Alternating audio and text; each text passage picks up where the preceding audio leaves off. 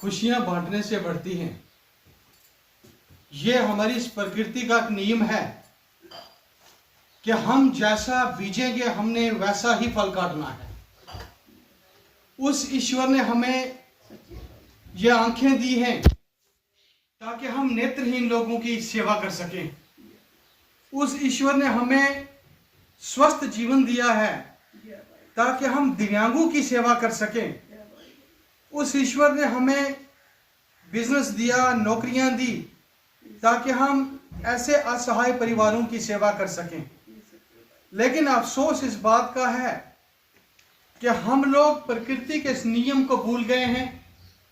हम लोग ईश्वर के दिए हुए वचन को भूल गए हैं। हम लोग दूसरे दीन दुखियों के दुख को भूल गए हैं। हम इस जीवन में उस चीज को अपना मानकर बैठे हैं जिस चीज ने इस दुनिया में ही रह जाना है। हम खाली हाथ आए थे, हम खाली हाथ जाएंगे नहीं। लोग कहते हैं कि हमने खाली हाथ जाना है।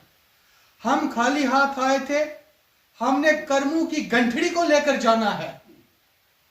हम ईश्वर से जो वचन करके आए थे कि हम बिना भेदभाव के, हम बिना ऊंच नीच के, हम बिना रंग व नस्ल के दायरे से ऊपर उठकर गरीब और मस्कीन लोगों की सेवा करके इस जीवन को सफल बनाएंगे। लेकिन अफसोस इस बात का रहा, कभी हमारे पास समय नहीं होता किसी की सेवा करने का, कभी हमारे पास समर्थन नहीं होता किसी की सेवा करने का, कभी हमारे पास कोई वजह रह जाती है हम सेवा नहीं कर पाते। लेकिन ये बात हकीकत है कि इस सांस का कोई बचा नहीं है।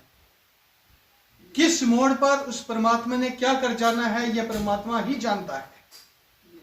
तो क्यों न हम अपनी हर एक सांस को, अपने हर एक कदम को उस परमात्मा के लेखे लगाने के लिए गरीब और मस्कीन परिवारों में जाकर उनकी सेवा करें। अगर प्रभु ने हमें इस लायक बनाया है, इस जोगा बनाया है कि हम उनकी खिदमत कर सके, हमें उन सब की सेवा करनी चाहिए।